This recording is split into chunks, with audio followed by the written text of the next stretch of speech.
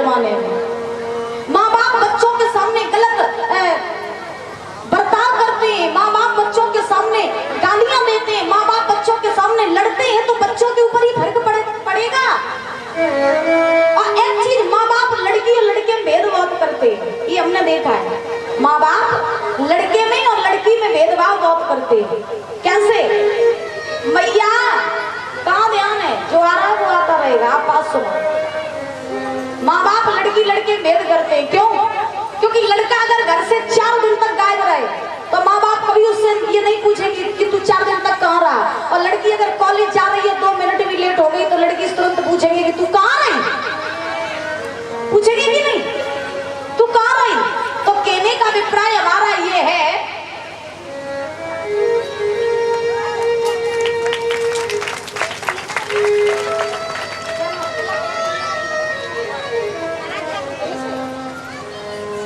और जितेंद्र भैया जी ड्राइवर ये माला पहना करके 51 रुपए देख सम्मानित कर रहे हैं, बहुत बहुत धन्यवाद है। तो कहा जाता है भैया कि अगर तुम्हारे घर में लड़का है तो अपने लड़के को हमेशा ये समझाया करो कि देखो बेटा, जैसे अपनी इज्जत होती है वैसे ही दूसरों की बहन बेटियों की इज्जत होती है। और अपनी बेटियों को हमेशा ये समझाया करो कि देखो बेटी, जिंदगी में सब कुछ करना, लेकिन ऐसा मुकाम नहीं आने देना जो तुम्हारे कारण हमारा शर्म से सर नीचा हो जाए। इतना अपने बच्चों को जरूर समझाया करो, इतना तो आपको करना ही चाहिए। हर माँ बाप का फर्ज है अपने बच्चों को ये बातें सिखाना, याद रखना।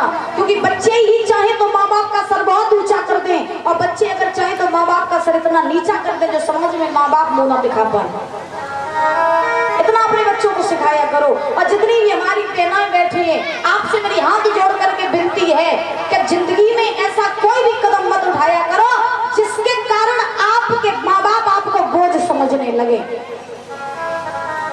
जिंदगी में ऐसे जियो जब आपका बाप किसी गली से चले ना तो लोग ये कहेंगे देखो भैया फलाने का बाप जा रहा है, इसकी बेटी ने इसका कितना नाम रोशन कर दिया। तो उसमें हमारा भी नाम रोशन होता है, हमें भी गर्व महसूस होता है, तुम्हारे बाप को भी गर्व महसूस होता है। याद रखना, इतना काम हर लड़की को करना चाहिए, ठीक है? सुन ली, अब मानो लियो, आओ। हाँ, जिंदगी में प्रेम करना बहुत जरूरी है, जरूर करो। अब ये नहीं कहते प्रेम ना करो, दुनिया में प्रेम की जितनी सुंदर परिभाषा किसी की है ही नहीं, लेकिन प्रेम ऐसा ना करो जिस प्रेम में तुम्हें माँ बाप को छोड़ना पड़ जाए। बोली राधा रानी सरकार की। इसीलिए हम आपको समझा रहे हैं, अपने बच्चों को हमेशा अच्छे संस्कार दिया करो। लड़के से क्या करो, जैसे तेरे घर की इज्जत वैसे ही दूसरों के भी घर की इज्जत होती है। लेकिन आज के जमाने में क्या होता है, हम आपको सही बताएं, लड़की अगर किसी लड़के के साथ में भाग जाए तो लड़की को सब लोग मारने के लिए तैयार हो जाते हैं, याद रखना। और लड़का किसी लड़की को भगा करके घर ले आए तो फिर क्या, मेरी बहू मेरी बहू आई। ये चल रहा है आज के जमाने में। ऐसा भेदभाव नहीं करना चाहिए, ठीक है? याद रखना। आज महाराज श्री सुखदेव जी समझा रहे हैं कि हे राजन परीक्षित, हिमांचल के यहाँ पर लड़की का जन्म हुआ तो हिमांचल ने बहुत खुशी मनाई। हिमांचल की खुशी का ठिकाना नहीं रहा, बहुत सारा धन दान किया, बहुत सारी गायों का दान किया और बड़े बड़े संत महात्माओं को बुलाया। संत महात्माओं को बुला करके महाराज कन्या का नामकरण संस्कार करवाया। बाबा नारद जी आए। नारद जी ने उस कन्या की हस्तरेखा देखी तो देख करके नारद जी ने कहा, हिमांचल, ये तुम्हारे घर में जो कन्या है ना, धन्य है, तुम्हारे तो भाग ही खुल गए। तो हिमांचल बोले कैसे? नारद जी बोले ऐसे कि तुम्हारी ये जो कन्या है ना, ये कोई साधारण कन्या नहीं है, बल्कि तुम्हारे घर में साक्षात लक्ष्मी आई है। बड़ी होकर के भगवान की बहुत बड़ी भक्त होगी, बहुत बड़ी भक्त, तुम्हारा नाम रोशन करेगी। और इसका विवाह देवों के देव महादेव के साथ में होगा। और इसका नाम हम रख रहे हैं पार्वती। क्या नाम रखा?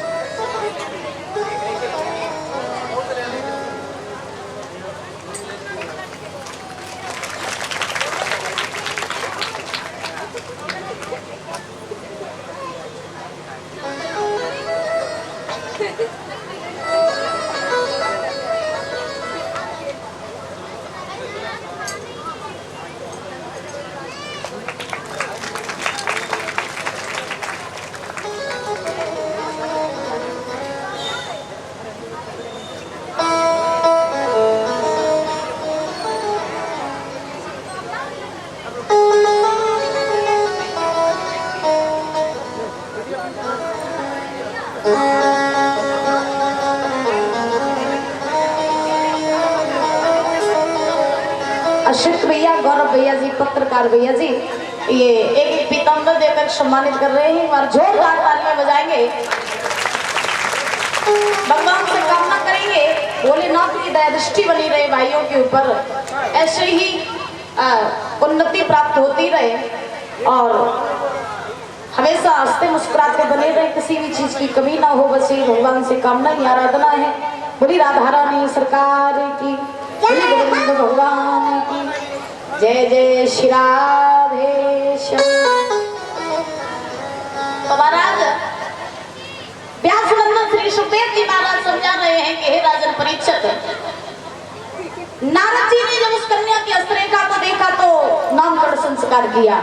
कन्या का नाम पड़ा पार्वती और नारद जी ने कहा कि हे हिमाचल, तुम्हारी बेटी का विवाह देवों के देव महादेव के साथ में होगा। किसके साथ? देवों के देव महादेव के साथ। अच्छा, पहले के जब बच्चे होते थे, चाहे लड़का हो चाहे लड़की हो, तो संतों के द्वारा नामकरण संस्कार करवाए जाते थे। और आज के जमाने में बच्चा जन्म नहीं ले पाता से पहले मौसी नाम सोच लेती, मौसी नाम सोच लेती अपने बच्चा को नाम फलाने से बता रही। एक बार की आपको सही बताएं कि अब के जमाने में नाम भी ऐसे ऐसे रखे जाते हैं जिनका कोई मतलब ही नहीं, जिनका कोई महत्व ही नहीं। और अच्छो खासो को नाम हो गए बड़ो सो, तो नाम को काट के छोटे सो बनाए थे। तो आज के जमाने की मौसियों को तो महाराज बस ना चलन ना भगवान को नाम शॉर्टकट में लेने लगे। सही बता रहे हैं आपको, भगवान जी का भी नाम शॉर्टकट में चलने लगे। एक बार कथा चल रही थी हमारी, तो जिन लोगों ने कथा करवाई उसी घर में हम रह रहे थे। तो वहाँ छोटी सी बच्ची थी 5 साल की, उसका नाम रहा सैंडी, नाम रहा सैंडी। अब भैया बगी मैया ने मैं बुलाओ बिटिया सैंडी तया, तो बगी मैया ने जब बुलाओ मैंने नाम सुना सैंडी। अब हमने वो बिटिया को बुलाओ, मैंने कही लली तुम मेरे पास आओ। तो वो लली मेरे पास में आई, मैंने कही जब बता लली तुम जो नाम सैंडी कितने धरो? बोले दीदी मेरी मौसी ने धरो। अब तो मेरा बोलू बोलो दीदी ने, हाँ अबे बिटिया छोटी है सैंडी, सैंडी नाम ले अच्छा लगा। फिर बिटिया ससुरे चली जाइए, बड़ी हो जाए, फिर कहने की सास सैंडलिया कह के बुलाई है। हाँ, तो कहने का अभिप्राय हमारा ये है कि आज के जमाने में लोग ना अच्छे खासे नाम की महाराज शॉर्टकट में कर करके नाम की बैंड बजा देते हैं। अब भैया मॉडल जमाना है, पहले के जमाने में परीक्षित जी भगवान के नाम से जोड़ करके नाम रखे जाते थे। और आज के जमाने में अगर महाराज कब को नाम रख दे राम नारायण तो क्या पुराने जमाने में टुकरन जैसो नाम धर दो, नौ नाम धरो, नौ नाम धरो, ऐसा जमाना आ गया है। बोली गोविंद भगवान की, बोली राधा रानी सरकार की जय, जय श्री राधे श्याम। आइए ताली बजा करके बोलेंगे बड़े भाव से, उसके बाद कथा में प्रवेश करेंगे। एक बार गोपी भगवान कन्हैया से बोले और भगवान बोले कि अब नाम छोड़ूंगा और मटकी तुम्हारी, कि अब नाम छोड़ूंगा और मटकी तुम्हारी, तू दे देना बसुरिया ओ राधा प्यारी, तू दे देना बसुरिया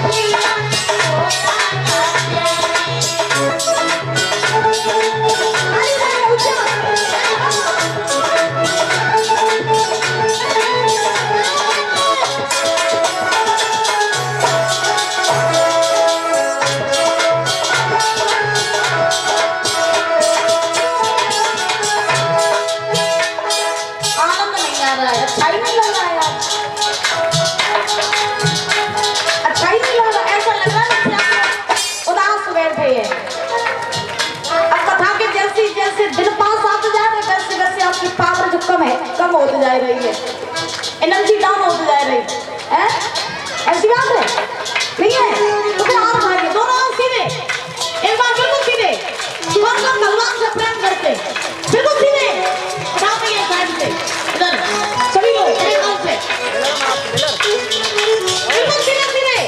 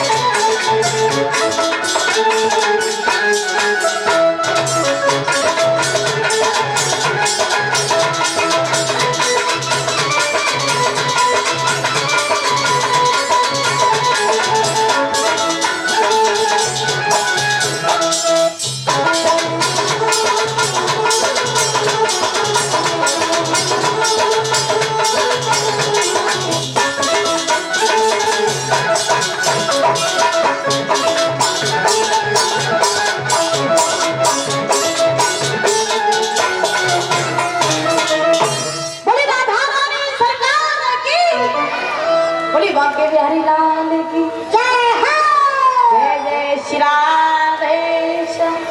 परीक्षित जी अब आप बताइए प्रश्न कहाँ चल रहा था? बताओ बताओ बताओ।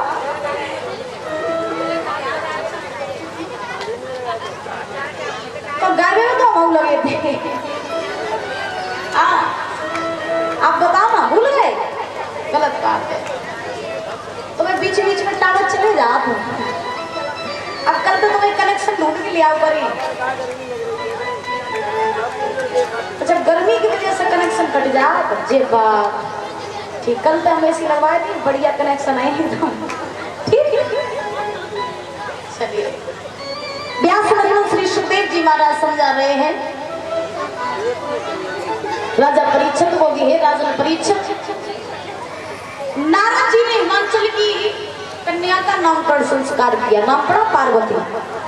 और नारद जी ने कह दिया हिमाचल से कि हे राजन हिमाचल, ये तुम्हारी बेटी ना बड़े होकर के भगवान की बहुत बड़ी भक्त होगी, तुम्हारा नाम रोशन करेगी और इसका विवाह देवों के देव महादेव के साथ में होगा।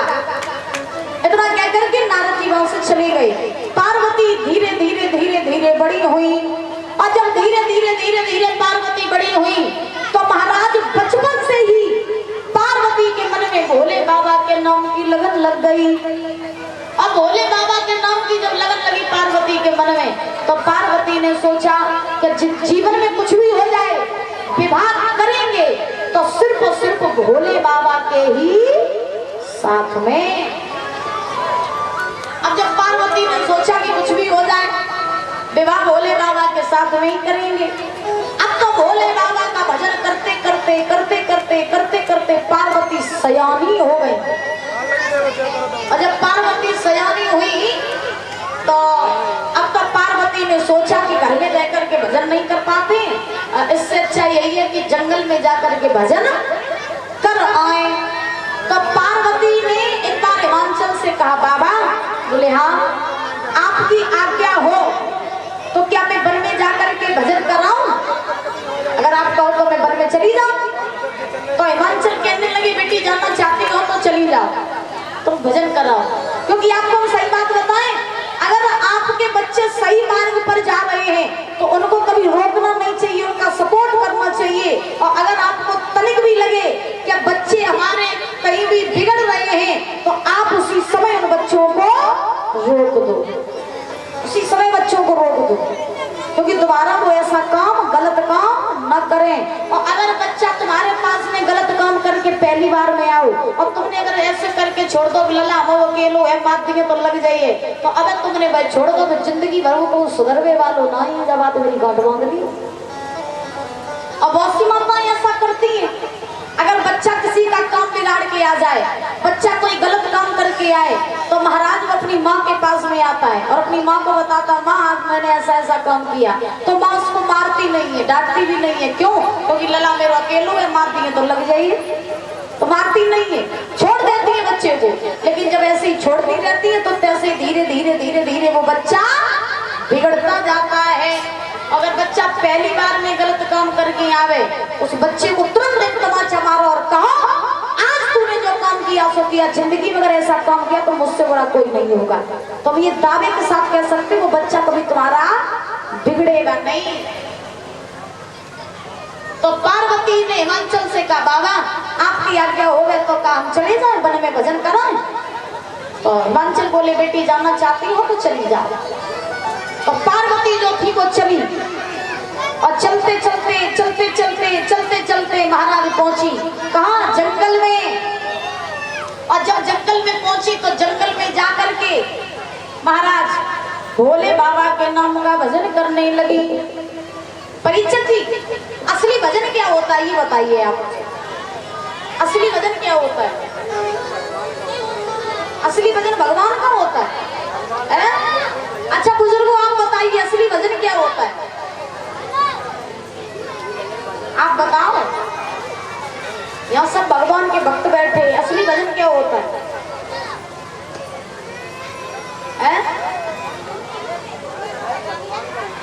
बताओ, नहीं पता? चलो हम बता रहे। बहुत हम ये देखते हैं कि लोग भजन तो बहुत करते हैं लेकिन मुख से तो राम राम और आत्मा में कपट भरो है, मुख से राम राम और आत्मा में कपट भरो। पूजा करते जा रही, पूजा करती जा रही और सास ससुर पे चिल्लाती जा रही। मैया सही बात है, पूजा करती जा रही और सास ससुर पे चिल्लाती जा रही, बच्चों को मारती जा रही, पड़ोसन को गाली सुनाती जा रही और भजन करती जा रही। तो ये भजन होता है? ये भजन नहीं होता है। असली भजन क्या होता है? विद्वान कल्पना करते हैं, दादा सुन लेना बड़े ध्यान से।